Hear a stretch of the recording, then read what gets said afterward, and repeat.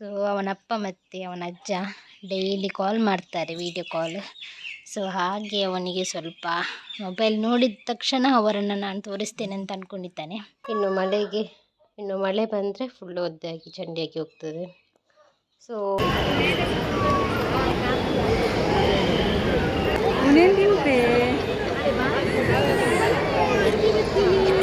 Hello viewers, ಕರುನಾಳ ದಂಪತಿ YouTube ಚಾನೆಲ್ಗೆ ತಮಗೆ ಮತ್ತೊಮ್ಮೆ ಸ್ವಾಗತ. ನಮ್ಮ ವಿಡಿಯೋ ನೋಡ್ತಾ ಇರೋರು ದಯವಿಟ್ಟು ನಮ್ಮ ಚಾನೆಲ್ಗೆ ಸಬ್ಸ್ಕ್ರೈಬ್ ಮಾಡಿ. ಧನ್ಯವಾದಗಳು. ಹಾಯ್ ಎಲ್ರಿಗೂ ನಮಸ್ಕಾರ, welcome back to our YouTube channel. ನಾವಿವತ್ತು ಮಗುವಿಗೆ ಅನ್ನಪ್ರಾಶನ ಮಾಡೋಣ ಅಂತ ಹೇಳಿ ಕಟೀಲಿಗೆ ಹೊರಟಿದ್ದೇವೆ. ನಾವು ಮೊದಲು ಮಗುವಿಗೆ ಏನಾದರೂ ಊಟ ಕೊಡಬೇಕಾದ್ರೆ ಮೊದಲು ಅನ್ನಪ್ರಾಶನ ಮಾಡಿ ಊಟ ಕೊಡೋದು. ಸೊ ಹಾಗೆ ಇವತ್ತು ಕಟೀಲಿಗೆ ಹೊರಟಿದ್ದೇನೆ. ರಾಯನ್ ನೋಡಿ ರೆಡಿಯಾಗಿ ರಿಕ್ಷಾದಲ್ಲಿ ಹೋಗೋದು. ಸೊ ಹಾಗೆ ಇಲ್ಲಿ ಹೊರಟಿದ್ದೇವೆ. ಅವನಿಗಂತ ಹೇಳಿದರೆ ಫಸ್ಟ್ ಟೈಮ್ ದೂರದಲ್ಲಿ ಅಂದರೆ ಸ್ವಲ್ಪ ಲಾಂಗ್ ಜರ್ನಿ ರಿಕ್ಷಾದಲ್ಲಿ. ಸೊ ಹಾಗೆ ಇವತ್ತು ಕಟೀಲಿಗೆ ಹೊರಟಿದ್ದೇವೆ. ಇವತ್ತು ಶುಕ್ರವಾರ ಆಗಿದ್ದರಿಂದ ಸ್ವಲ್ಪ ರಶ್ ಕೂಡ ಇರ್ತದೆ ಅಂತ ಗೊತ್ತಿತ್ತು. ಸೊ ಆದರೂ ಶುಕ್ರವಾರ ಮತ್ತು ಮಂಗಳವಾರ ಕೊಟ್ಟರೆ ಒಳ್ಳೇದಂತ ಹೇಳ್ತಾರೆ. ಸೊ ಹಾಗೆ ನಾವಿಲ್ಲಿ ಶುಕ್ರವಾರ ಹೊರಟಿದ್ದೇವೆ. ಹೋಗುವಾಗಲೇ ನನಗೆ ಡೌಟ್ ಇತ್ತು ಸ್ವಲ್ಪ ರಶ್ ಇರ್ಬೋದು ಅಂತ. ಆದರೆ ಇವತ್ತು ತುಂಬ ಮದುವೆ ಕೂಡ ಇದ್ದಿದ್ದರಿಂದ ಸ್ವಲ್ಪ ರಶ್ ಕೂಡ ತುಂಬ ಜಾಸ್ತಿ ಇತ್ತು, ಗೊತ್ತೇ ಆಗಲಿಲ್ಲ ನಮಗೆ. ಅಂದರೆ ಹೋಗಿ ಕುತ್ಕೊಳ್ಳೋದು, ಆದರೂ ಕೂಡ ಮಗುವಿಗೆಲ್ಲ ಸೆಕೆ ಎಲ್ಲ ಆಗ್ತದೆ. ಸ್ವಲ್ಪ ಜನ ಜಾಸ್ತಿ ಇದ್ದರೆ ಮಗುವಿಗೆ ಸ್ವಲ್ಪ ಕಿರಿಕಿರಿ ಎಲ್ಲ ಜಾಸ್ತಿ. ಸೊ ಹಾಗೆ ಇಲ್ಲಿ ನಾವು ಹೊರಟಿದ್ದೇವೆ.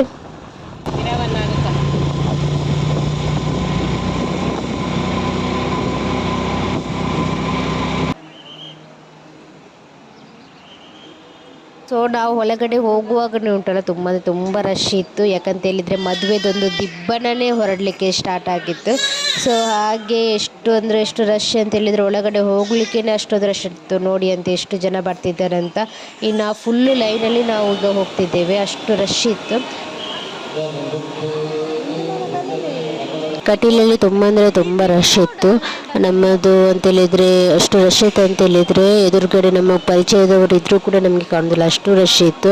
ಸೊ ಮೇನ್ ಇನ್ಸಿಡೆಂಟ್ ಹೇಳಿದರೆ ಇದು main comedy actor Arvind Bolar ಕೂಡ ಬಂದಿದ್ದರು. ನಮಗೆ ಅಂತೇಳಿದರೆ ಅದರಲ್ಲಿ ವಿಡಿಯೋದಲ್ಲಿ ನೋಡಿದ ನಂತರನೇ ಗೊತ್ತದು. ಮನೆಗೆ ಬಂದು ನಾನು ವಿಡಿಯೋ ಎಡಿಟಿಂಗ್ ಮಾಡುವಾಗ ಅರವಿಂದ್ ಬೋಲರ್ ಬಂದಿದ್ದಾರಲ್ಲ, ನನಗೆ ಎದುರುಗಡೆನೇ ಹೋಗಿದ್ದಾರೆ, ಆದರೆ ನಮಗೆ ಕಾಣಲೇ ಇಲ್ಲ. ನೋಡಿ ಅಷ್ಟು ರಶ್ ಇದ್ದಿದ್ದರಿಂದ ಗೊತ್ತಾಗಲಿಲ್ಲ.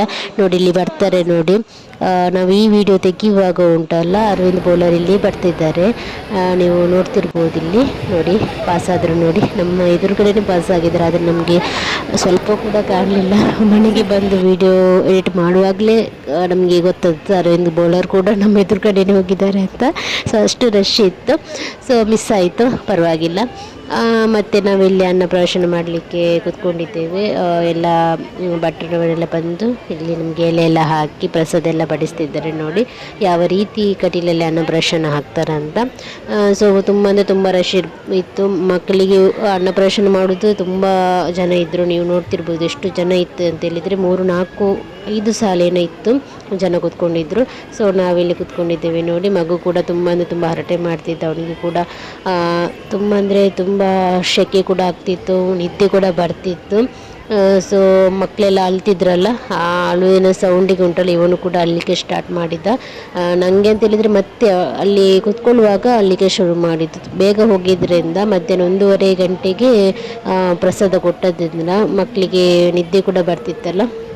ಸೊ ಅಲ್ಲಿ ಮಕ್ಕಳೆಲ್ಲ ಅಳ್ತಿದ್ರು, ಇವನು ಕೂಡ ಅಲ್ಲಿಗೆ ಸ್ಟಾರ್ಟ್ ಮಾಡಿದ.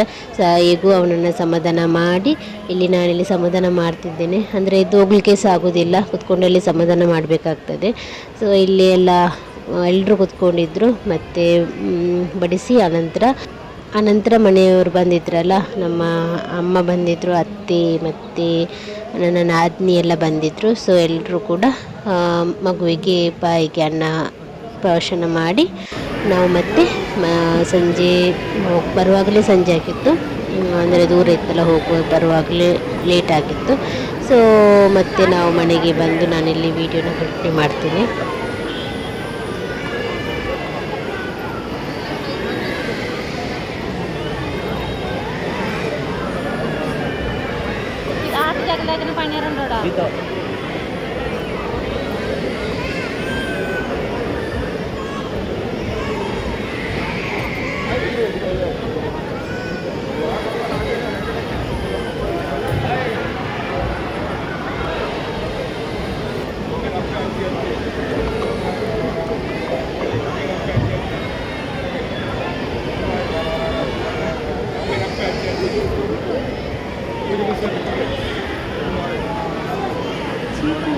ನೋಡಿ.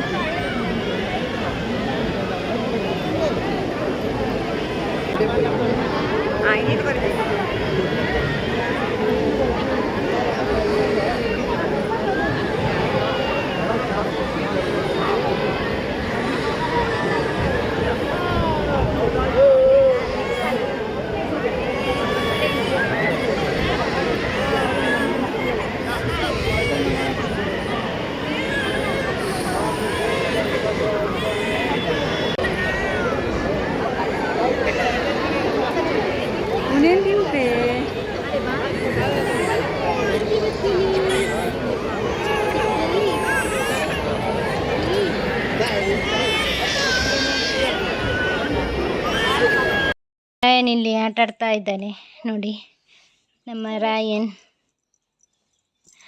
ಅಂಜು ತುಪ್ಪಿ ಅವನು ಅಂದ್ಕೊಂಡಿದ್ದಾನೆ ಮೊಬೈಲಲ್ಲಿ ಅಪ್ಪ ಇಲ್ಲಾದ್ರೆ ಅಜ್ಜ ಇದ್ದಾರೆ ಅಂತ. ಸೊ ಅವನ ಅಪ್ಪ ಮತ್ತು ಅವನ ಅಜ್ಜ ಡೈಲಿ ಕಾಲ್ ಮಾಡ್ತಾರೆ, ವಿಡಿಯೋ ಕಾಲ್. ಸೊ ಹಾಗೆ ಅವನಿಗೆ ಸ್ವಲ್ಪ ಮೊಬೈಲ್ ನೋಡಿದ ತಕ್ಷಣ ಅವರನ್ನು ನಾನು ತೋರಿಸ್ತೇನೆ ಅಂತ ಅಂದ್ಕೊಂಡಿದ್ದಾನೆ. ಸೊ ಅವನಾಗಿ ಮೊಬೈಲ್ದು ಸ್ವಲ್ಪ ಅಟ್ಯಾಚ್ಮೆಂಟ್ ಸ್ಟಾರ್ಟ್ ಆಗಿದೆ. ಸ್ವಲ್ಪ ನಾವು ಮೊಬೈಲ್ ನೋಡಲಿಕ್ಕಿಲ್ಲ, ನಾ ಅಪ್ಪ ಇದ್ದಾರಾ ಅಜ್ಜ ಇದ್ದಾರಾ ಅಂತಲೇ ನೋಡೋದು. ನಂಗೆ ಗೊತ್ತುಂಟು, ನಂಗೆ ಗೊತ್ತುಂಟು. ಸೊ ಸಾಯಂಕಾಲ ಹೊತ್ತು ನಾನು ಸ್ವಲ್ಪ ಹೊರಗಡೆ ಅವನನ್ನು ಕರ್ಕೊಂಡು ಹೋಗ್ತೇನೆ.